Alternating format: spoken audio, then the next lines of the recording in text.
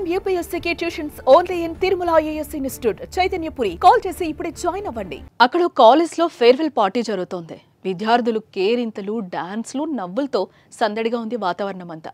ఒక్కో విద్యార్థి స్టేజ్ పైకి వచ్చి వారి అనుభవాలను పంచుకుంటున్నారు. ఇంతలో స్టేజ్ పైకి ఓ విద్యార్థి వచ్చింది.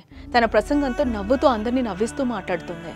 ఇంతలో ఏమైందో ఏమో కానీ నవ్వుతూ మాట్లాడుతూనే కుప్పకూలిపోయింది.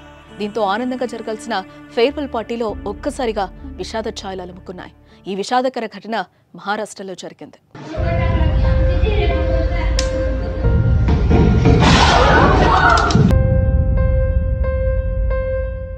మహారాష్ట్రలోని ధారాషివ్ జిల్లాలో పరండా పట్టణంలోని పరండా ఆరాజీ షిండే కాలేజ్లో ఫేర్వెల్ పార్టీ జరిగింది. అయితే వీడ్కోలు కార్యక్రమంలో భాగంగా BSc ఫైనల్ ఇయర్ విద్యార్థిని వర్షఖరత్ వేదికపై ప్రసంగించింది.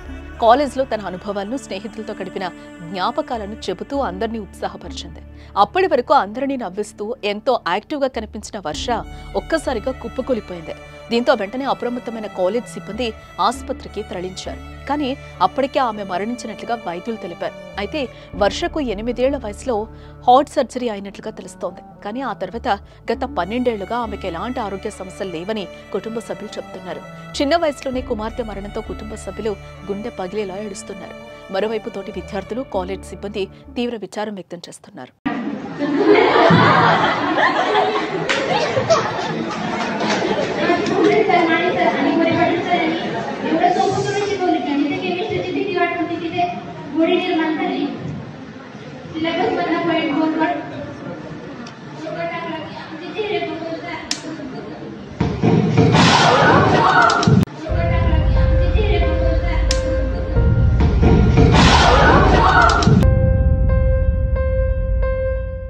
ఇక ఈ మధ్యకాలంలో గుండెపోటు మరణాలు కూడా ఎక్కువ అవుతూనే ఉన్నాయి.